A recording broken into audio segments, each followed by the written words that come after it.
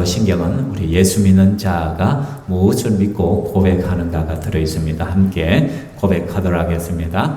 나는 전능하신 아버지 하나님 천지의 창조주를 믿습니다. 나는 그의 유일하신 아들 우리 주 예수 그리스도를 믿습니다. 그는 성령으로 잉태되어 동정녀 마리아에게서 나시고 본디오 빌라도에게 고난을 받아 십자가에 못 박혀 죽으시고 장사되지 사흘 만에 죽은 자 가운데서 다시 살아나셨으며 하늘에 오르시어 전능하신 아버지 하나님 우편에 앉아 계시다가 거기로부터 살아있는 자와 죽은 자를 심판하려 오십니다. 나는 성령을 믿으며 거룩한 공교회와 성도의 교제와 죄를 용서받는 것과 몸의 부활과 영생을 믿습니다. 아멘. 이 시간에 우리 함께 찬양하도록 하겠습니다. 찬송 88장 내 진정 사모하는 우리 함께 찬양하겠습니다.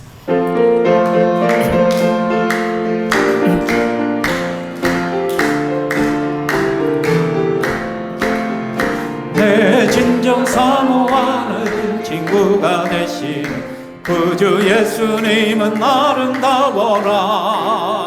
산 밑에 백합하여 빛나는 새벽별 주의 명언할 길 아주 없도다. 내 맘이 아플 적에 큰 위로 되시며 나 외로울 때 좋은 친구라. 주는 저 산 밑에 백합 빛나는 새벽별 이 땅 위에 비길 것이 없도다. 내 마음의 모든 염려 이 세상 보라고 주님 항상 같이 하여 주시고 시험을 당할 때에 악마의 계교를 즉시 물리치사 날 지키네. 온 세상 날 버려도 주 예수 안 버려 끝까지 나를 돌아보시니 주는 저 산 밑에 백합 빛나는 새벽별 이 땅 위에 비길 것이 없도다. 내 마음을 다하여서 주님을 따르며 길이 길이 나를 사랑하리니 물물이 두렵지 않고 장검도 겁없네. 주는 높은 산성 내 방 되시라. 내 영혼 먹이시는 그 은혜 누리고 나 친히 주를 뵙기 원하네. 주는 저 산 밑에 백합 빛나는 새벽별 이 땅 위에 비길 것이 없도다. 아멘. 아멘. 계속해서 찬양하실 때 내 눈 주의 영광 보네. 죄송합니다. 컴퓨터가 잠깐 작동이 멈췄네요.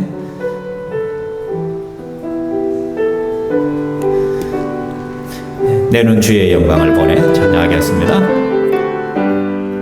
내 눈 주의 영광을 보내. 내 눈 주의 영광을 보내. 찬송 가운데 서신 주님. 주님의 얼굴은 온 세상 향하네. 건너에 언제에 발을 주셨네. 주의 영광 이곳에 가득해. 우린 선해 주님과 함께 찬양하며 우리는 전진하리. 모든 열방 죽을 때까지 주의 영광 이곳에 가득해. 우린 선해 주님과 함께 찬양하며 우리는 전진하리. 모든 열방 죽을 때까지 다시 한번 내 눈 주의 영광을 보내. 내 눈 주의 영광을 보내. 우리 가운데 주님 그 빛난 영광 온 하늘 덮고 그 찬송 온 땅 가득해 내 눈 주의 영광을 보네 찬송 가운데 서신 주님 주님의 얼굴은 온 세상 향하네 권능의 발을 드셨네 주의 영광 이곳에 가득해 우린 손에 주님과 함께 찬양하며 우리는 전진하리 모든 열방 죽을 때 주의 영광 이곳에 가득해 주의 영광 이곳에 가득해 우린 손에 주님과 함께 찬양하며 우리는 전진하리 모든 열방 죽을 때까지 우리 주 여호와 하나님께서 이 시간에 함께 하신 줄 믿으시기 바랍니다. 주께서 함께 하실 때 그곳에 생명샘이 솟아나 영원의 역사가 일어난 줄 압니다. 이곳에 생명샘 솟아나 우리 함께 찬양합니다.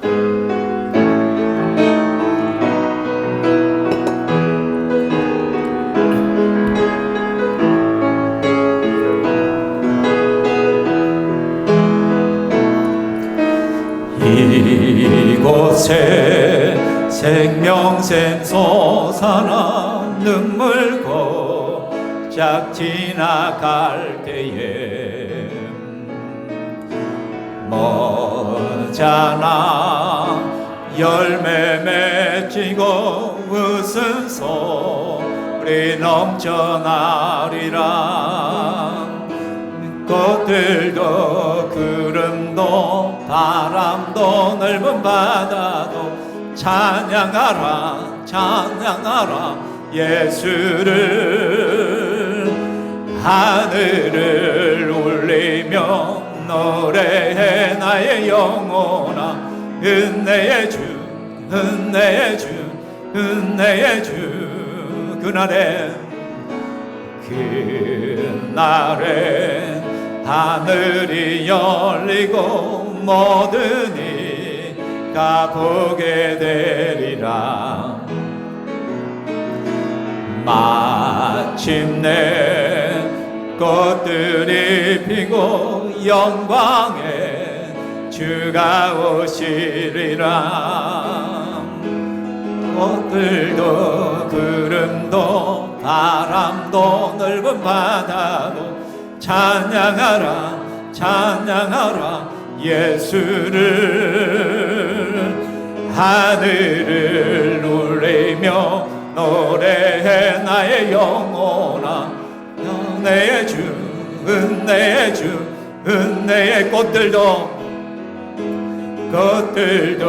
구름도 바람도 넓은 바다도 찬양하라 찬양하라 예수를 하늘을 울리며 노래해 나의 영혼아 은혜의 주 은혜의 주 은혜의 주 아멘. 우리 다 함께 일어나셔서 임내숭으로 나가도록 하겠습니다. 나는 예배자입니다. 찬양하시고 이재현 장로님 기도해 주시겠습니다. 나는 하나님을 나는 하나님을 예배하는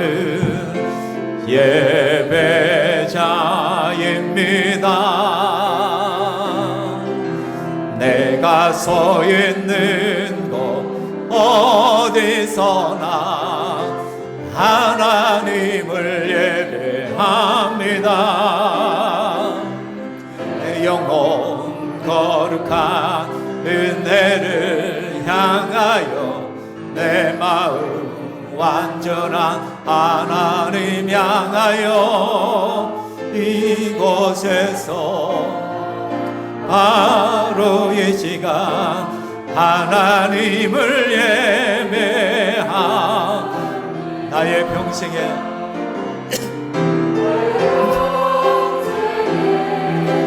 한 가지 소원 주의 아름다우심 보며 사랑 노래하는 것 나의 왕 대신 주님의 얼굴 구하며 주 사랑 안에 머물며 사랑 노래합니다. 나는 하나님을 예배하는 예배자입니다. 내가 서 있는 곳 어디서나 하나님을 예배합니다. 내 영혼 거룩한 은혜를 향하여 내 마음 하나님 향하여 이곳에서 바로 이 시간 하나님을 예배합니다.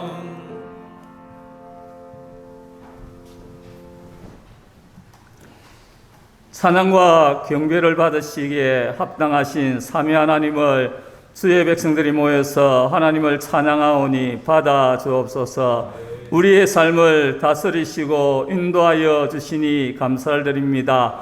날마다 우리의 삶이 하나님의 기쁨이 되는 삶이 될 수 있도록 우리를 인도하여 주옵소서. 무더운 여름입니다. 이 여름을 건강하게 잘 이겨낼 수 있도록 지혜를 더하여 주옵소서. 살아계신 아버지 하나님, 우리의 삶 속에서 하나님의 기쁨이 되지 못하고 또 하나님의 마음을 아프게 하며 살아왔던 우리의 삶을 고백합니다. 우리의 죄악과 허물들을 용서하여 주시고 깨끗하게 씻어 주시옵소서. 날마다 주님을 닮아가는 우리의 삶이 되어질 수 있도록 인도하여 주옵소서. 하나님 아버지 감사합니다. 이 땅에 많고 많은 사람들 가운데 우리를 택하여 주시고 불러주셔서 예수 그리스도를 구주로 영접하고 하나님의 자녀가 되게 하심을 감사합니다. 하나님의 자녀가 되는 기쁨, 특권을 누리며 살아가는 저희들 될 수 있도록 인도하여 주옵소서. 아버지 하나님, 이 시간에 또 예수 그리스도의 공로 힘입어 아버지 앞에 나아가오니 우리를 받아 주옵소서. 우리 예배가 하나님께서 기뻐 받으시는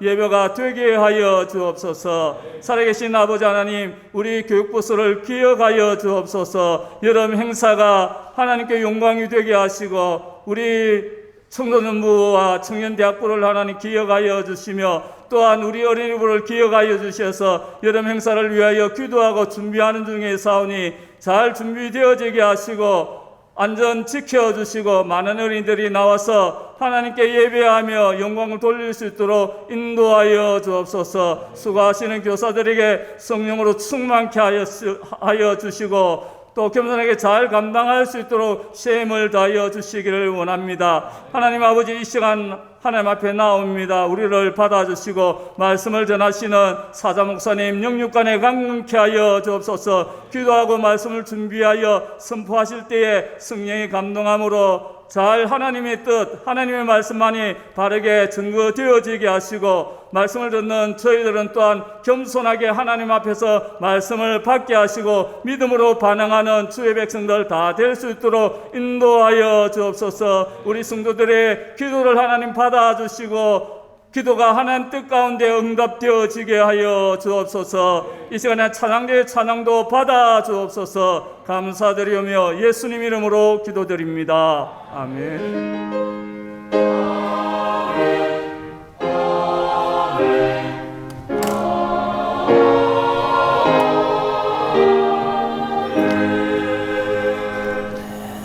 하나님 말씀 보겠습니다. 사도행전 11장 1절부터 18절까지인데 다 할 수 없기 때문에 사도행전 제가 11장 1절부터 4절까지 먼저 봉독해 드리고요. 또 뒷부분을 또 봉독해 드리겠습니다. 먼저 1절에서 4절.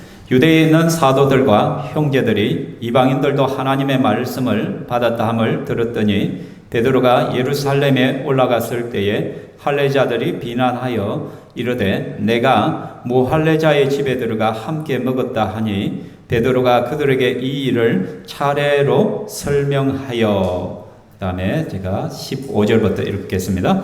내가 말을 시작할 때에 성령이 그들에게 임하기를 처음 우리에게 하신 것과 같이 하는지라. 내가 주의 말씀에 요한은 물로 세례를 베풀었으나 너희는 성령으로 세례를 받으리라 하신 것이 생각났노라. 그런즉 하나님이 우리가 주 예수 그리스도를 믿을 때에 주신 것과 같은 선물을 그들에게도 주셨으니 내가 누구이기에 하나님을 능히 맡겠느냐 하더라. 그들이 이 말을 듣고 잠잠하여 하나님께 영광을 돌려 이르되 그러면 하나님께서 이방인에게도 생명 얻는 회개를 주셨도다 하니라. 아멘.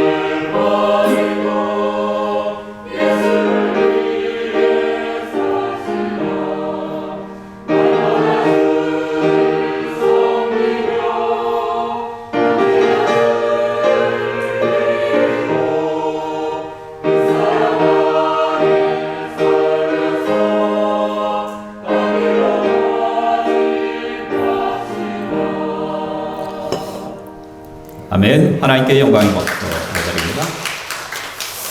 우리가 이 땅을 살아갈 때 참 견딜 수 없는 것 중에 하나가 억울함입니다. 억울한 일을 당했을 때, 내가 부당한 대우를 당한다고 생각할 때 우린 거침없는 분노와 화가 치밀어 오르죠. 아내가 집에서 대청소를 한다고 생각해 보십시오. 거실 바닥과 창문과 방바닥을 열심히 닦습니다. 등짝에 비 오듯이 땀이 흘러내리겠죠, 그죠? 그렇게 열심히 청소를 하고는 이제 더러워진 걸레를 잘 빨아 쓰는 볼것 물을기를 빼겠죠, 그죠? 그리고는 그대로 두었다고 생각해 보십시오. 아무래도 힘은 들고 어렵지만은 정말 고생을 했지만은 이제 집이 깨끗해졌으니까 그것을 위로 삼는 것이죠.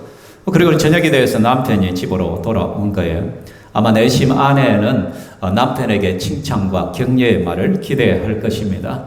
그런데 남편이 들어오자마자 대뜸한다는 소리가, 아니 걸레를 왜 저렇게 똘똘 말아놨냐고, 걸레를 갖다 빨았으면 탈탈 틀어서 잘 건조해가지고 개켜 놔야지, 그렇게 한 소리를 하는 거예요.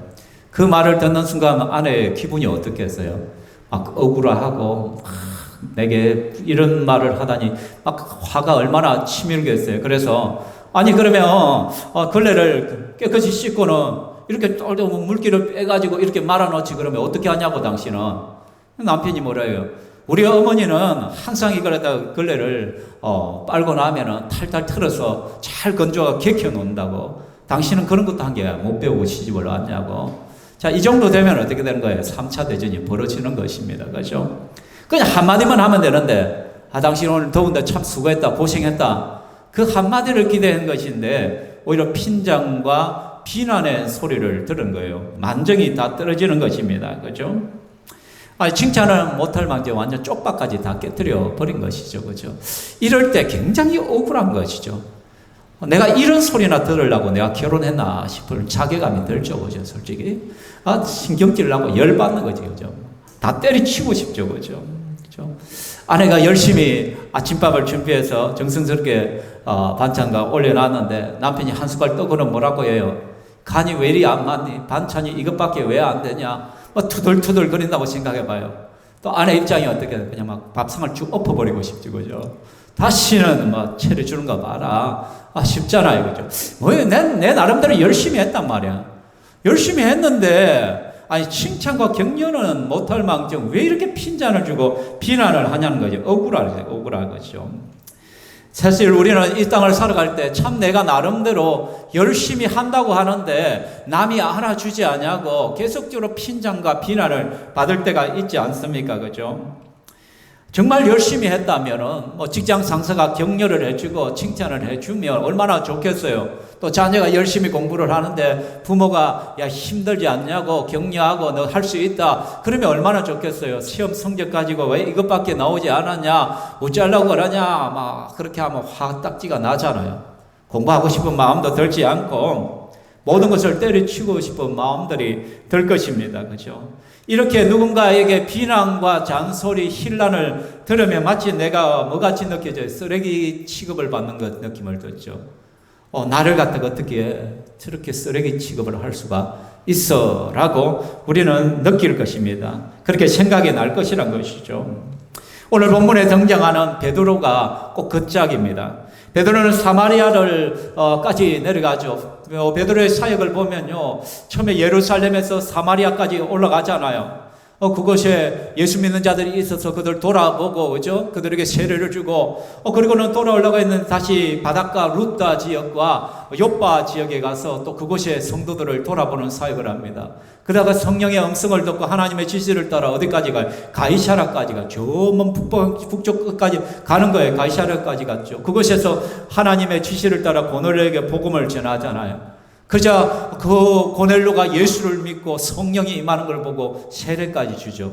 돌아오려고 하는데 고넬료가 어떻게 해요? 며칠 더 머물고 가려고 간청을 하는 거예요. 그래서 어쩔 수 없이 그 가정에 머물면서 계속해서 하나님 말씀을 가르치고 복음을 전하다가 이제 예루살렘으로 다시 돌아왔다는 것이죠. 지금 베드로의 마음은 굉장히 흥분이 되었을 거예요. 야, 이방인까지도 하나님께서 구원을 이끄시더라. 저들이 회개하고 우리가 예수 믿을 때 받았던 똑같은 성령이 그들에게 임하더라. 어떻게 이런 역사가 날 수 있어? 하나님께서 나를 통하여 이런 엄청난 일을 했다는 것이 흥분과 기쁨을 가지고 지금 예루살렘으로 돌아왔단 말이에요. 몸은 피곤하지만은 지금 예루살렘 교회에 이 엄청난 소식을 보고하기 위하여 지금 왔는데, 근데 예루살렘에서 기다리고 있는 것은 무엇이에요?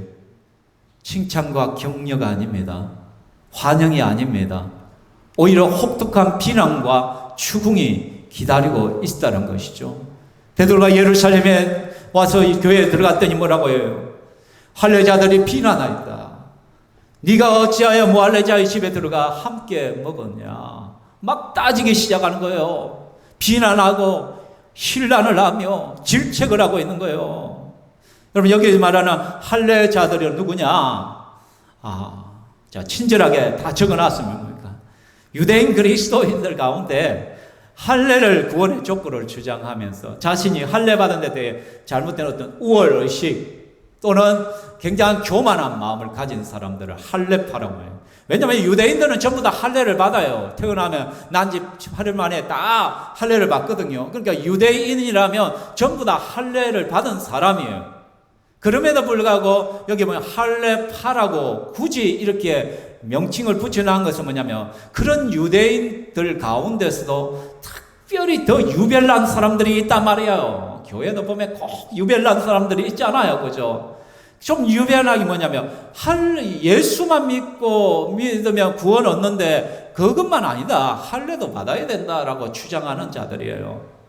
그래서 자기들은 할례자이기 때문에 비유대인들, 이방인들은 할례를 받지 않잖아요. 그죠? 그들을 무시하는 거예요. 그래서 할례자들 다른 쪽은 뭐예요? 무할례자가 되잖아요. 무할례자들이라는 건 결국 이방인들을 말하는 거예요. 그 당시 헬라어를 사용하고 있던 유대인 외의 모든 족속을, 모든 민족을 갖다 그들은 이방인이라고 했죠. 우리는 할례를 받은 거룩한 민족인데 너희들은 할례를 받지 않았어.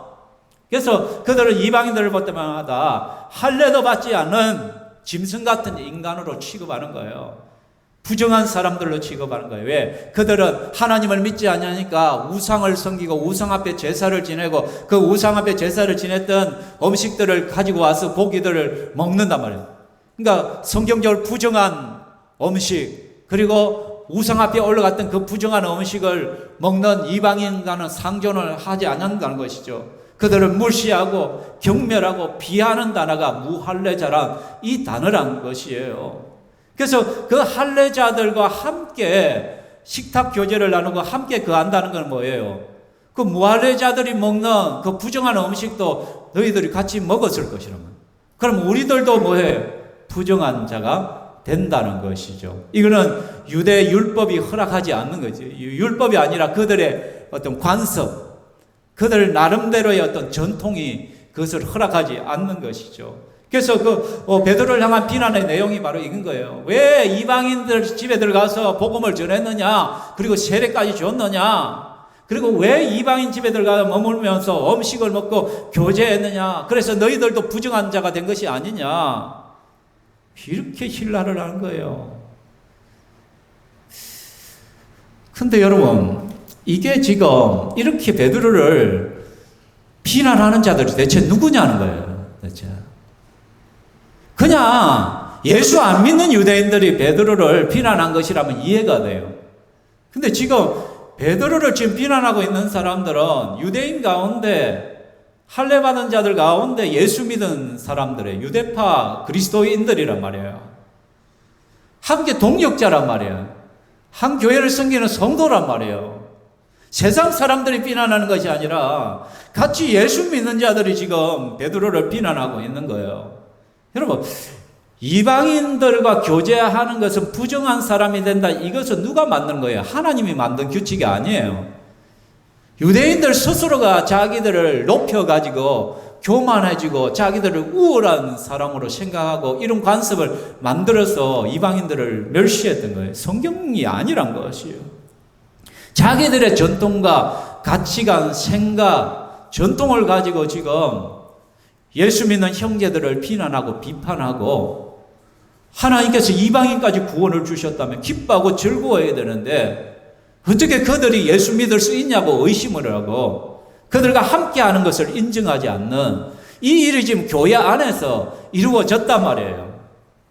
왜 저 사람이 우리 교회에 와 저렇게 더럽고 저렇게 지저분한 사람들이 어떻게 저렇게 악한 사람들, 죄짓고 생활이 엉망진창인 저런 사람들이 우리 교회에 올 수 있어? 아이, 저런 사람들은 괜히 우리 교회에 물들여 더러운 사람들 오면 안 돼. 막 이런 생각을 하고 있다면은 바로 오늘 베드로를 비난하고 비판했던 그 유대인들의 모습이란 것이에요.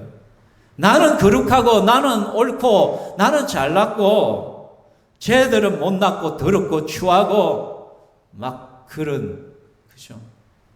격이 맞지 않다라고 생각하는 거죠.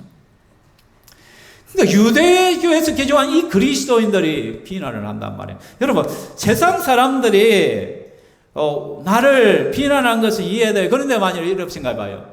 아니, 내 가족마저도 나의 부모마저도 나를 비난하고 비판하고 한다고 생각해봐요. 자식들이 얼마나 힘들어요. 또 남편들이 한번 생각해봐요. 내가 세상 사람들에게 욕먹고 비난받는 걸 이해되는데 집에 왔는데 아내가 나를 비난하고 내 자식들이 아버지를 인정하지 않고 비난하고 비판하고 막 그렇게 한다 생각해요. 이 가장으로서 견딜 수 없는 모욕을 느끼게 되어지는 것이죠. 그죠? 여러분, 비난한다라는 이 단어 자체는요, 원래는 분리한다는 뜻이에요. 디아크리노라는 단어 자체가 분리시킨다는 거예요. 뭐예요? 비난하는 나와 비난을 받는 그 사람 자체를 분리시키는 거예요. 왜 분리시켜요? 나는 월등하단 말이에요. 나는 우울하단 말이에요. 너는 비천하다라고 이렇게 생각하는 것이에요. 그러니까 내가 더 의롭고 내가 더 착하고 내가 더 잘났고 내가 더 괜찮은 사람이란 거예요. 너는 내보다 못났고 잘못되고 더럽고 추하고 나하고 함께 할 수 없는 저질이야. 너는 쓰레기야. 이런 식으로 생각할 때 비난을 하게 되는 거예요. 분리시킴이 일어난다는 것이죠. 니하고는 상종을 못하겠다 그냥. 말귀가 안 통한다. 그 말귀가 안 통한다는 그 말은 뭐냐면 나는 똑똑한 사람이고 나는 말귀가 통하는데 너는 말귀가 전혀 안 통하는 하등인간이야. 이런 생각들이 들어있단 말이에요. 그러니까 비난이란 그 단어 속에 얼마나 엄청난 교만과 엄청난 자만심이 그 속에 들어있는 것이란 것이죠. 네가 무할레자의 집에 들어가 함께 먹었다고 하는데 대체 어찌 된 것이냐? 네가 어떻게 그렇게 할 수가 있냐? 네가 그래도 유대인이고 네가 그래도 사도이가 막 이렇게 따지는 것이죠. 그죠? 사랑하는 성도 여러분, 이런 말들을 들었을 때 어때요? 그죠? 막 화가 나잖아요. 화딱지가 나잖아요. 그죠? 여러분, 목사가 오늘 이 시간 열심히 설교를 하고 땀밥 흘리면서 막 그 설교를 하고 설교단을 내려왔는데 성도들의 첫 자세는 뭐가 되어야 돼요? 여인은 아이 목사님 수고했습니다. 말씀 감사합니다. 그게 되어야 된다. 그런데 막 목사가 내려오자마자 대뜸 목사님 왜 그런 예화를 썼어요? 전에 했던 거 또 써던데요. 아이 목사님 왜 그런 말을 해요? 꼭 그런 표현을 써야 돼요? 목사님 지금 나 들으라고 내치는 설교한 거죠. 이런 말들을 들었을 때 목사의 마음이 어떻겠어요? 그죠? 화딱지 나겠죠? 그죠? 그죠? 분노가 일어나겠죠? 찬양대가 찬양을 해요. 열심히 고민해가지고 찬양을 선고하고 찬양을 하는데 아이고 왜 저 찬양을 하나? 맨날 찬송가가 또는 어떤 경우는 맨날 이 복음성가를 이 거룩한 성전에서 찬양을 해. 아, 저 봐라, 누구 또 엄정박자 틀릴 때 이제. 아이고, 하음이 저리 안 맞아가지고. 그게 맞아요? 칭찬하고 격려하고 그래죠. 교회 이번 여름에 얼마나 더워요. 이 여름철도 매주마다 나와서 교회 청소하시는 분들이 있고 또 교회 여러 가지 미화 작업들을 하는 분들이 계시잖아요. 그죠? 그런데 그것에 대해서 참 대단하다, 참 감사하다 그런 마음을 가져야 되는데 화분을 갖다 왜 여기다 갖다 놨나요? 아이고 화분 봐라 벌써 벌레가 먹어가지고 뭐 저래요. 저 쓰레기 봐라 쓰레기 봐. 저 거미줄은 맨날 청소한다는데 맨날 저 거미줄은 또 있더래. 이런 비난들을 한다면 그게 성도예요. 그게 그죠? 교회 학교 교사 참 열심히 하잖아요. 그런데 보면은 개체 교사들이 어떻게 가르치기에 애들이 이리 천방지축이고 왜 이래 저래 그렇죠? 여러분 억울하잖아요. 억울함이란 이것만큼 견딜 수 없는 감정이 없어요. 그죠?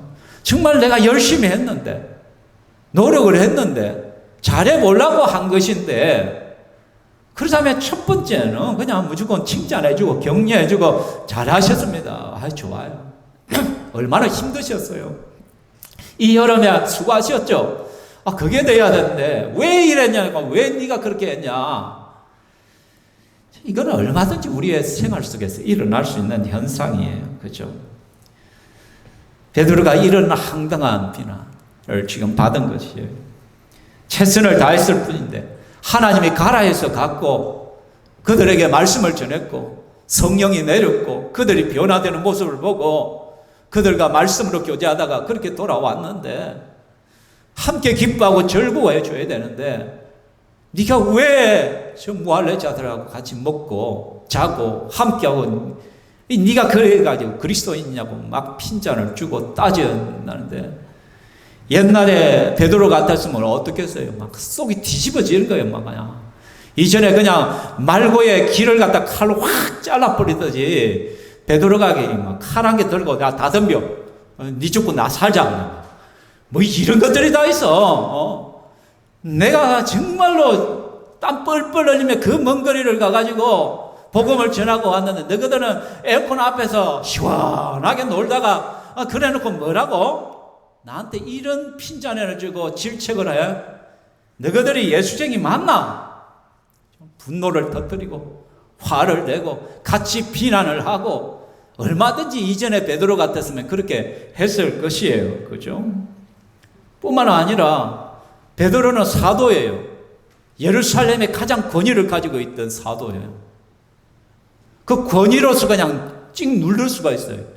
어디 사도 앞에 입을 놀려고. 입 안 닫나? 입 닫아. 뒤로 돌아서라도 찍찍거리지 마. 막 그냥 누를 수도 있단 말이에요. 그죠? 그런데 어찌된 건지 베드로가 이 일을 차례로 설명하여 베드로는 이런 사람 아니잖아요. 막 성질대로 하는 사람이잖아. 그냥 막 네 죽고 내 살자라. 그냥 그랬던 베드로가 아니 그 자기를 비난하고 힐난하는 질책하는 사람들을 향하여 이 일을 차례로 설명하여 처음부터 끝까지 차분하게 설명을 하더란 거예요. 그게 5절부터 17절까지의 내용이고 쭉 보면 일종의 간정이죠. 간정. 그죠? 그러니까 베드로는 분명히 사도의 권위로 누를 수 있었음에도 불구하고 누르지 않아요. 그들의 연약 잘못된 대로 일일이 지적하고 비난할 수 있었지만 그렇게 하지 않아요. 그래 누가 옳고 그른지 한번 보자. 너희들이 나를 비난하는 그 내용이 성경적인가 비성경적인가 한번 따져보자. 이렇게 변론하지도 않았어요. 그럼 변론은 항상 싸움만 이렇게 감정만 상해요. 근데 우리들은 보통 보면 이런 일이 있으면 막 변론해요. 네가 옳리 내가 옳리. 성경에 따라 네가 그렇게 했으면 되겠나 이렇게 해야지. 막 가르치려고 해요. 그죠? 그렇게 했을 경우에 전혀 서로 수긍 안 해요. 돌아서서 서로 욕해. 아이고 저 고집 봐라 저 똥고집. 아이고 그래 네 옳다 그래 네 뭐 굵다. 이런 식으로 우리는 논쟁을 하고 변론해봐야 더 깊은 상처만 남기게 돼요.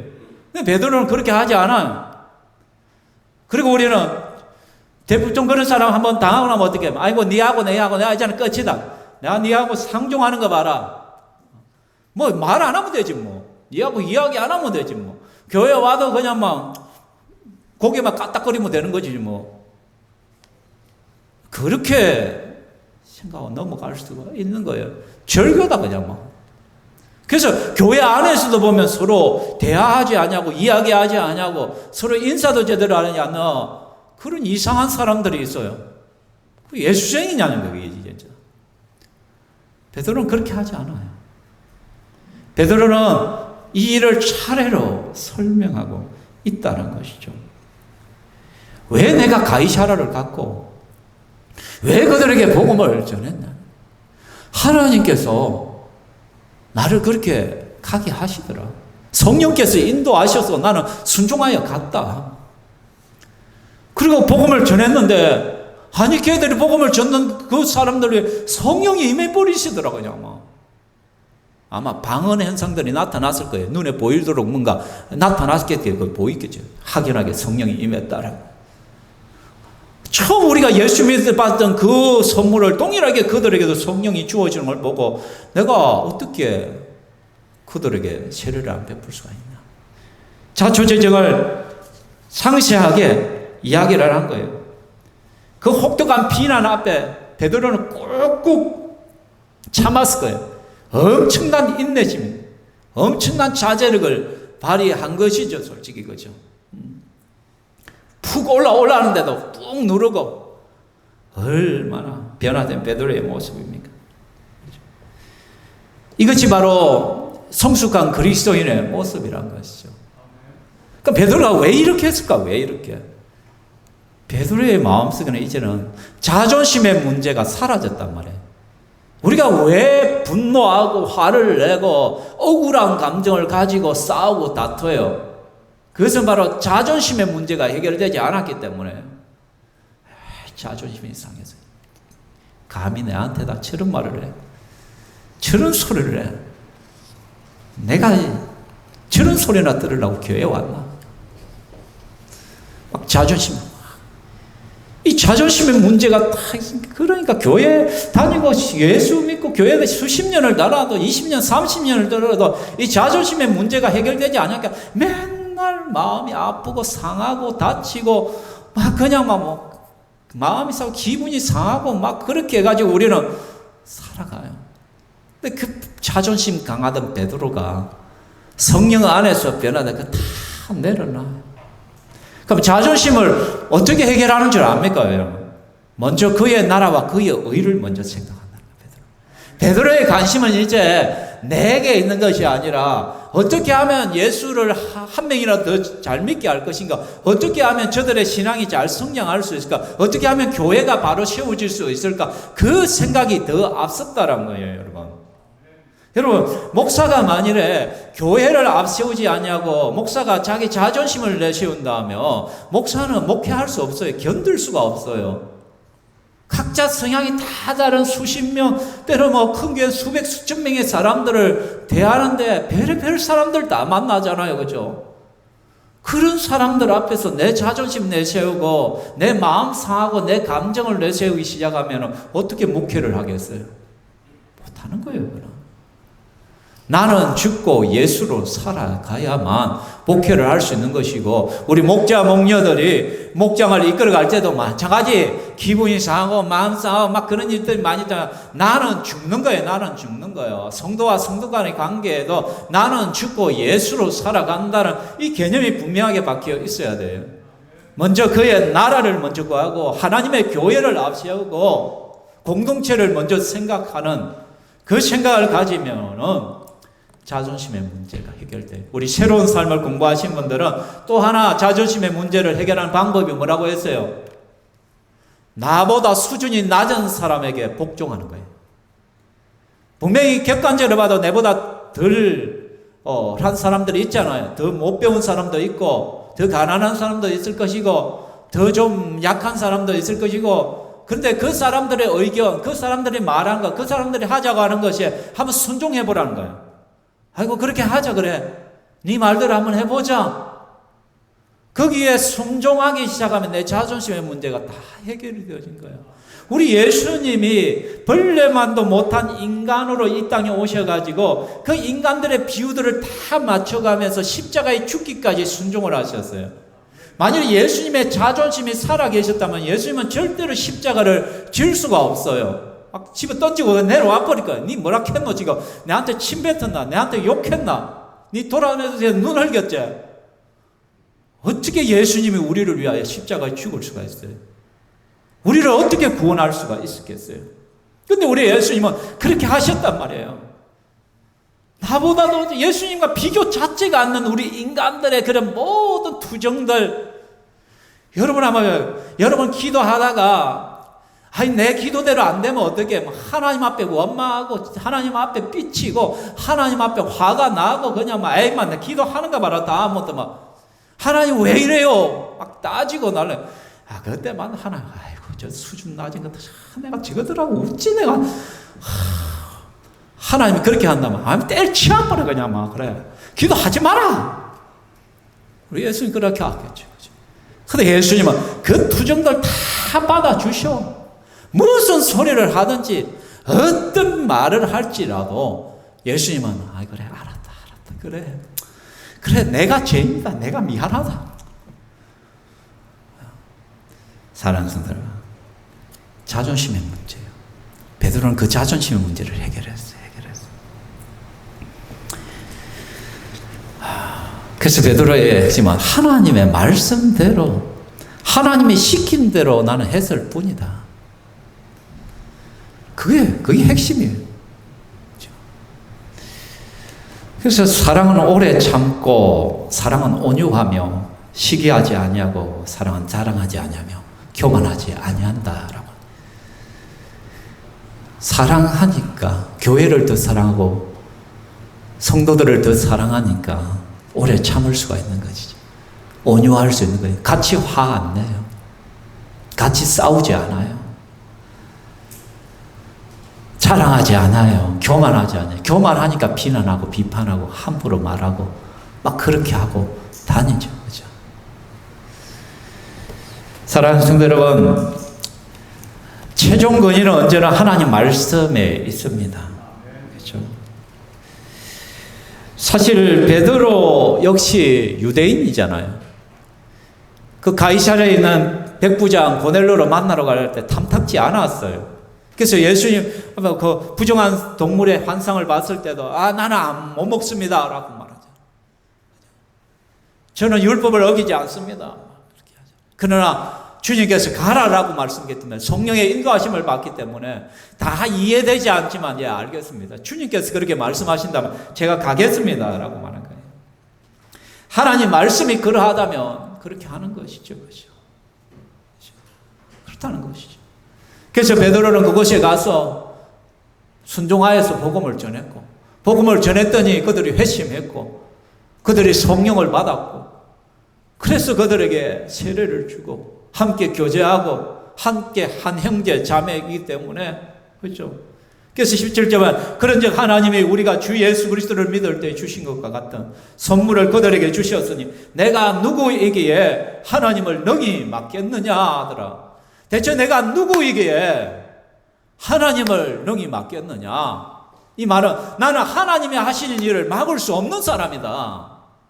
하나님이 말씀대로, 하나님이 시키는 대로 나는 했을 뿐이다 라고 말한 거예요.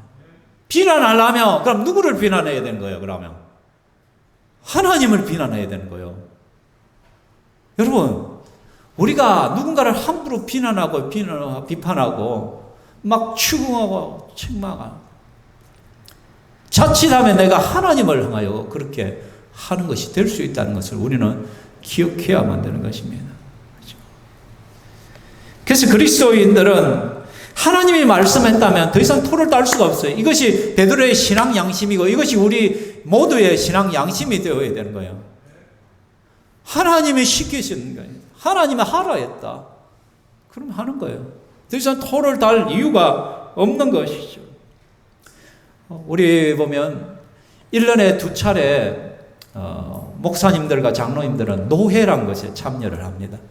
노회란 것이 뭐냐면 우리 개체교회, 개교회, 신평교회, 한울교회가 있잖아요. 이런 개교회가 연합체예요. 그래서 1년에 2차례 모여서 노예로 모여가지고 개교회가 할 수 없는 것을 연합적으로 뭔가를 의논하고 의결을 하고 또 어떤 교회에 문제가 발생하면 노예 차원에서 그 문제를 해결해주고 또 미래를 바라보면서 어떤 방향성들을 제시하고 그런 회의와 토론도를 하는 것이 노예거든요.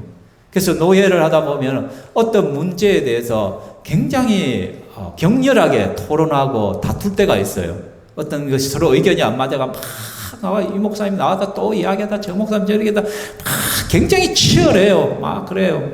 우리한테 젊은 목사님 그래 누가 이런 거 한번 보자. 아이고 막 죽고 사는 문제도 아닌데 왜 저럴까?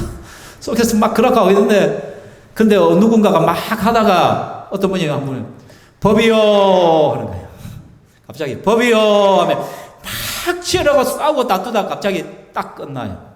법이요 뭐요? 노예법에 의해서 해결하라고. 왈가불가 할 거 없다는 거죠. 노예법이 지금 어떻게 되냐? 노예법이 그렇게 되냐? 그러면 해. 그러니까 법이요란 말이 제일 무서워요. 노예에서는. 그죠? 끝나는 거예요. 법이요. 그죠? 교회 안에서도 마찬가지예요. 그 노예법보다 더 중요한 것이 말씀이잖아. 말씀이요. 그죠? 그럼 우리 안에 분쟁이 생기고 우리 안에 무슨 문제가 토론하고 그래 할지라도 의견이 다를지라도 성경이 이렇게 말씀합니다. 그럼 끝나는 거예요. 뭐 목사의 권위가 이건 거예요. 뭐 우리가 동동의회나 재직회에서 여러 가지 이야기를 나눌 수 있고 뭐 의논들을 하지만 근데 우리가 하나님 말씀이 일어났습니다. 하나님 말씀은 이게 하나님 말씀입니다. 그러면 우리는 그 모든 것들을 중단해야 돼요. 멈춰서고 하나님이 그렇게 말씀하신다면 그렇게 하겠습니다. 거예요. 그러자 결국은 18절에 보면 같이 읽어볼까요? 시작.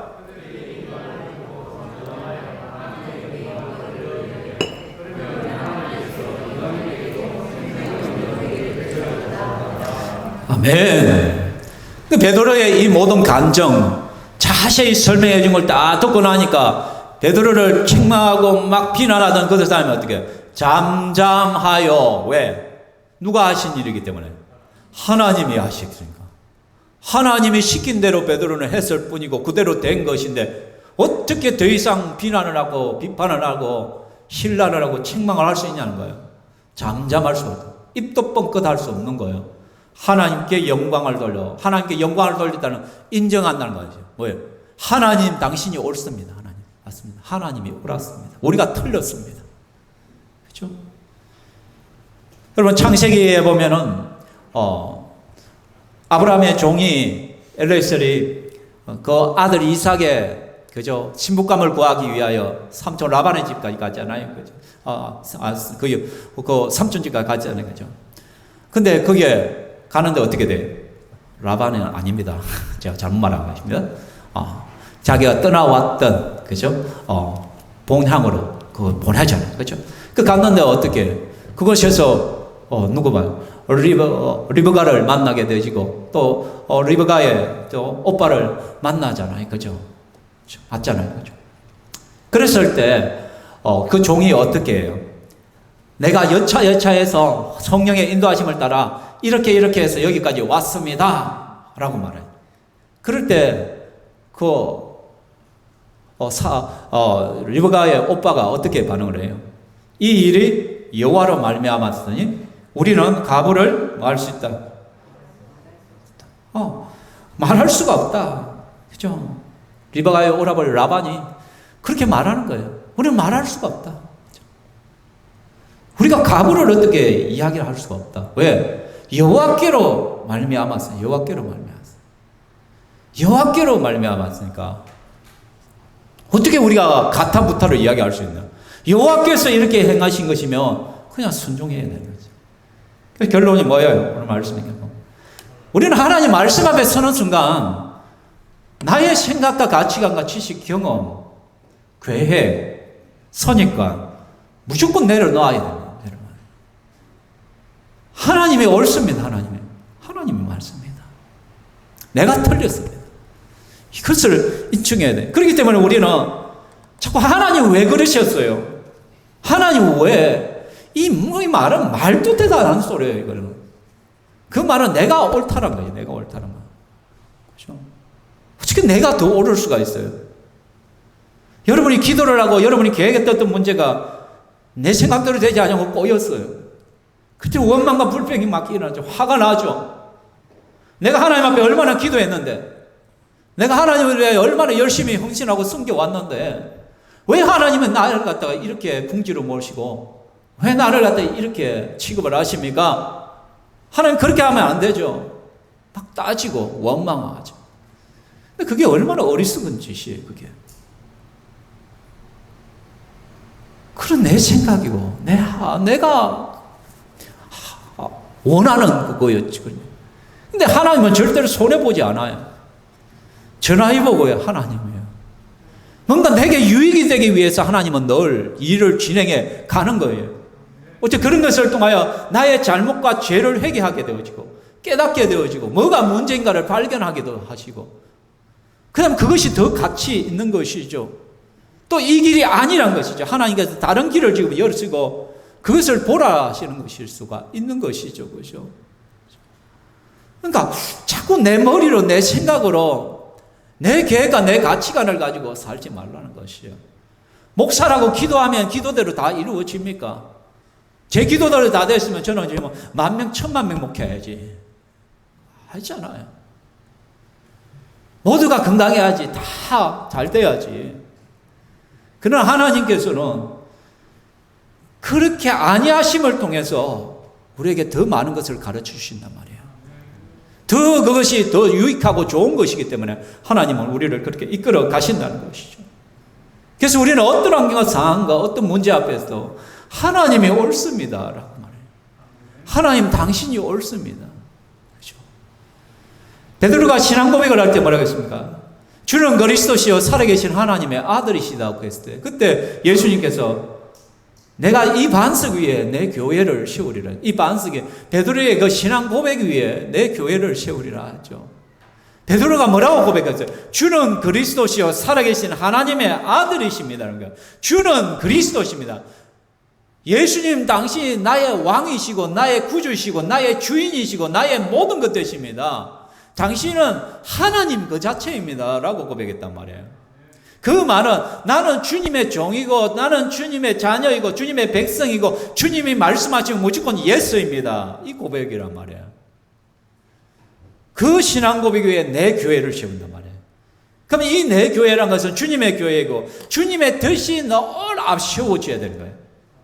주님의 생각이, 주님의 원함이, 주님의 소망이 늘 앞세워져야 된단 말이에요. 그죠? 그래서 우리는 오늘 말씀을 통하여 한번 생각해 보십시오. 여전히 내 고집과 주장에서 벗어나지 못하는 부분이 없는가를 한번 살펴보십시오. 하나님 앞에서 내가 내려놓아야 할 어떤 신념과 가치, 주장은 없는지, 내가 이게 옳다라고 붙들고 있고 이게 성경적이라고 생각했던 그것이 오류일 수 있어요. 유대인 그리스도인들은 철저하게 율법에 사로잡혀가 그게 성경적이라고 자꾸 생각하는 것이. 그래서 예수를 믿어도 그걸 떨쳐내지 못하고 자꾸 사도 바울하고 늘 부딪혔어요. 유대인 그리스도인들이. 교회 내에 늘 분란들이 일어났잖아요. 아무리 옳게 보이는 그것이라도 하나님 앞에 재정립했어요. 말씀 앞에서 다시 한번 생각하고 고민해 보셔야만 된다는 것이죠. 또 하나님을 인정하지 못하고 하나님을 계속 원망하고 있는 그 부분은 또 뭐가 있는지를 오늘 여러분들 한번 살펴보십시오. 또 한 가지 아까 전에 베드로의 그 신앙 인격 속에 나타났던 거, 자존심의 문제를 해결하십시오.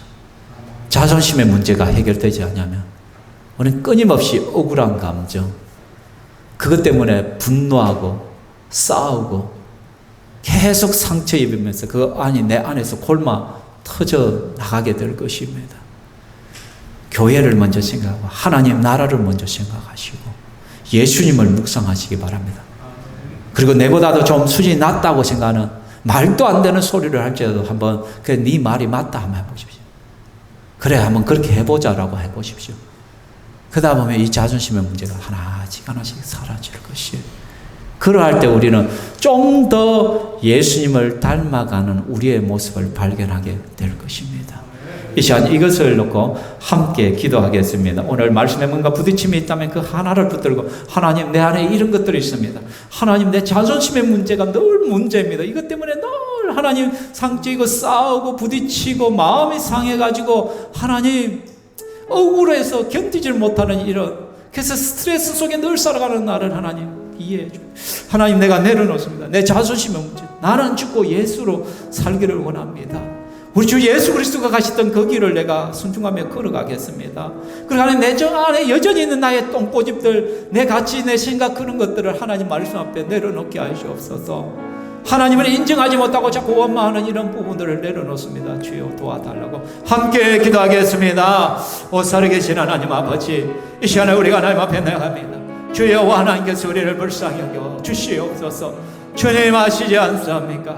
우리 하나님 내려놓지 못한 자존심 문제로 인하여 끊임없이 그것이 아픔과 상처로 남아있으며, 그래서 누군가에게 하나님 계속해서 분노하고 있으며 싸우고 있고 다투고 있고 오히려 사람을 피해버리는 거나 우리의 마음속에 있는 것들이 있사오니 주여 용서하여 주시옵소서. 주여 불쌍히 여겨 주시옵소서. 주여 긍휼히 여겨 주시옵소서. 또 내 속에 언연 중에 여러 가지 관습적으로 습관적으로 배어져 있는 그런 가치와 신념들이 있습니다. 그런 주장들이 있사온데 하나님 앞에서 그것을 내려놓기를 원합니다. 성경적으로 내가 살아갈 수 있도록 주여 도와주시옵소서. 또 하나님 내가 기도하면서 내 뜻대로 되지 아니하고 내 원하는 되지 아니함으로 말미암아 하나님을 원망하고 계속적으로 하나님 비춰있는 우리의 그런 감정적인 연약함들을 이 시간에 성령께서 도와주시고 새롭게 하시고 붙들어 주시기만을 원합니다. 주 성령께서 우리 가운데 그이들을 이끄시고 도와주시옵소서. 오 하나님 먼저 그의 나라와 그의 의를 구하는 저희들 되게 하여 주시옵소서. 이 시간에 우리 찬양하겠습니다. 이 세상을 살아가는 동안에 참 연약하지만 주님을 힘입기를 원합니다. 또한 나의 가치관들이 하나님의 가치로 변화되기를 원합니다. 우리 함께 찬양하겠습니다.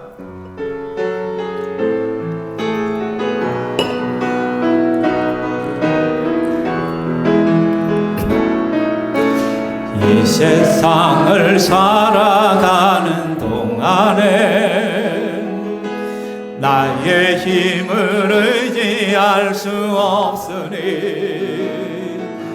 기도하고 낙심하지 말 것을 주께서 참 소망이 되심이라. 하나님의 꿈이 나의 비전이 되고 예수님의 성품이 나의 인격이 되고 성령님의 권능이 나의 능력이 되길 원하고 바라고 기도합니다. 주의 길을 걸어가는 동안에 세상의 것 의지할 수 없으니 감사하고 낙심하지 말 것은 주께서 참 기쁨이 되심이라. 하나님의 꿈이 나의 비전이 되고 예수님의 성품이 나의 인격이 되고 성령님의 권능이 나의 능력이 되길 원하고 바라고 기도합니다. 아멘. 제가 이 설교를 준비하면서 제 마음에 회개하고 좀 가슴 아프게 와닿았던 게 하나 있습니다. 우리는 때로 내가 의도치 않게 누군가에게 아픔을 주고 상처를 주는 말들을 많이 하게 됩니다. 특별히 자기 나름대로 열심히 하고 잘했다라고 생각하고 있는데 대뜸 그냥 칭찬이나 격려보다는 핀잔을 주고 무시해버리는 그런 말들을 우리는 함부로 하면서 지금까지 살아왔습니다. 제가 설교를 하면서 제일 마음에 걸렸던 것이 한 7, 8년 전에 우리 연합수련회를 시작할 때, 처음 시작할 때 우리 재근이에게 했던 굉장히 제가 잘 실수했던 말이 있었어요. 알고 봤더니 우리 재근이 같은 경우는 굉장히 마음에 그것이 상처가 돼가지고 골마 있는 것들을 최근에 저는 발견을 했습니다. 그게 뭐냐면은 그때 우리가 장기 자랑하는데 자기가 뭐든 할 수 있는 걸 갖다가 5개 연합을 했는데 아이들이 나와서 발표하고 막 하고 하는데 그때 우리 재근이가 피아노를 쳤는데 제가 그때 먼저 격려해주고 야 잘했다 막 그렇게 말을 해줘야 되는데 제가 너는 왜 맨날 그런 곡만 치느냐 그런 말을 했었어요. 왜냐하면 제가 인도를 하다 보니까 다른 사람을 좀 축켜 세워주다 보니까 내 아들을 갖다가 낮춰버린 것이죠. 그죠?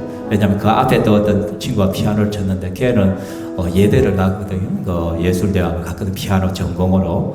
비교가 되지 않는 것이죠. 그러니까 그 친구를 막 높여주다 보니까 나도 모르게 내 자식이다 보니까 함부로 너는 왜 그런 곡을 치냐. 그때 아마 애니메이션 곡이었던 것 같아요. 이누야사 뭐 배경곡인가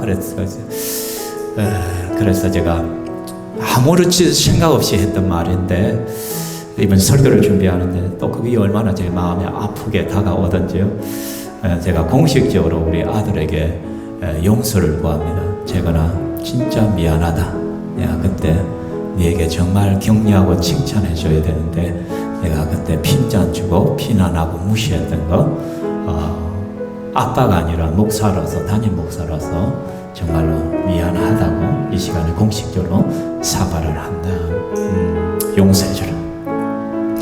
우리 이 시간에 한번 기도할 때 이렇게 우리가 내 자식이라 내 주위의 사람들에게 너무 편하다 보니까 너무 함부로 대하고 함부로 무시하고 그런 것들이 우리 속에 분명히 있을 수가 있을 것이에요.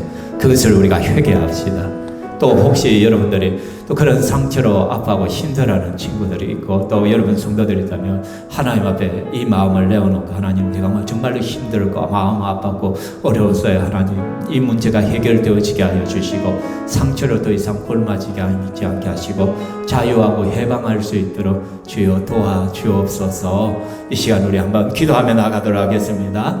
오 살아계신 하나님 아버지, 우리가 지금까지 살아오면서 참 하나님 격려하고 높이고 칭찬하기보다는 오히려 너무나도 쉽게 무시하고 핀잔을 주고 함부로 이야기하고 말했던 그러한 것들이 있을 수가 있을 텐데 그 때문에 누군가는 마음에 상처가 있고 아픔이 있고 너무나도 힘든 삶을 살아가고 있을 때인데 하나님이여 용서하여 주시옵소서. 우리의 입술에 파수꾼을 세워 주시기만을 원합니다. 또 그러한 상처 입은 자들을 하나님께서 찾아가 주시어서 위로하시고 붙들어 주시고 하나님께서 치유하여 주시옵소서. 주여 긍휼히 여겨 주시옵소서. 하나님 앞에서 완전히 자유를 누리며 아픔을 하는 것들을 이제는 해결하고 일어서게 하여 주시기만을 원합니다. 주 성령 하나님께서 이끄시고 주 성령 하나님께서 연하 들으시기를 원하며 오직 여호와 하나님이여 도와주시옵소서. 그래서 우리 안에 있는 상처들이 예수의 이름으로 해결되어지고 치유되어지는 그런 오늘의 시간 되게 하여 주시기만을 원합니다. 오 하나님 불쌍히 여겨주시옵소서. 주여 긍휼히 여겨주시옵소서. 내 아버지 하나님이여 도와주시옵소서. 이 세상을 살아가는 동안에 세상을 살아가는 동안에 나의 힘을 의지할 수 없으니 기도하고 낙심하지 말 것은 주께서 참 소망이 되심이라. 하나님의 꿈이 나의 비전이 되고 예수님의 성품이 나의 인격이 되고 영님의 권능이 나의 능력이 되길 원하고 바라고 기도합니다. 하나님, 이제 우리가 하나님 말씀 앞에서 우리 자신을 내어놓습니다. 참 우리가 인생을 살아오다 보니 참 억울한 일도 많고 마음 상하고 하나님 상처 있고 무시당하고 힘들어했던 적도 많음을 고백합니다. 그렇지만 하나님 이제는 그것을 이겨내고 극복할 수 있도록 도와주옵소서. 내 안에 있는 자존심의 문제가 철저하게 깨어지고 내려놓게 하여 주시고 예수 그리스도를 바라봄으로써 우리가 이 문제로부터 자유할 수 있도록 도와주시옵소서. 또 혹이라도 우리가 무심코 했던 비난과 비판과 무시했던 그러한 말들, 그런 행동들이 누군가를 아프게 하고 힘들게 하고 상처를 줬던 것이 있음을 고백하오니 주여 용서하여 주시옵소서. 하나님 우리의 실수가 전화위복이 되어지게 하시고 모든 상처가 치유되어지고 회복의 은혜로 나타나게 하여 주시고 특별히 우리 입술에 파수꾼을 하나님께 두시어서 말을 조심할 수 있는 저희들 되게 하여 주시옵소서. 또한 어떠한 환경과 상황 속에서도 하나님의 말씀의 권위 앞에 순종하게 하여 주시옵소서. 하나님 내 생각과 가치관이 아무리 옳아 보일지라도 하나님 말씀 앞에 내려놓음이 있게 하여 주시오며 주님의 말씀이 최종 권위로서 나타날 수 있도록 도와주시옵소서. 하나님이 원하시면 하나님이 시키신다면 언제든지 순종함으로 달려갈 수 있도록 우리를 붙들어 주시옵소서. 신평교회 모든 성도들이 더욱더 예수님의 인격을 닮아가게 하시고 또 주님이 원하시는 그런 순종의 삶을 살아갈 수 있도록 인도하여 주시옵소서. 이 시간에 또 우리 사랑하는 성도들 믿음으로 감사의 예물을 올려드립니다. 또 하나님 앞에서 하나님 주신 것 중에 하나님의 것을 돌려드리는 11조를 올립니다. 주여 받아 주시옵소서. 또 하나님 우리의 삶의 모든 영역에서 헌신의 삶을 올려드립니다. 하나님이 협량하여 주시고 우리의 헌신 속에 더 많은 복과 은혜로 채워주시기만을 원합니다. 이번 한 주간도 예수님과 동행하게 하시고 예수님과 함께함으로 승리하게 하시고 주위 사람들에게 선한 영향력을 끼치며 살아갈 수 있도록 도와주시옵소서. 영광 받으실 하나님을 찬양합니다. 감사합니다. 예수님 이름으로 기도합니다. 아멘. 주 예수 그리스도의 은혜와 하나님의 사랑과 성령 하나님의 교통 위로하심이 이 자리에 함께한 모든 성도들 머리머리와 저들의 모든 기업도와 가정 위에 영원토록 있을지어다.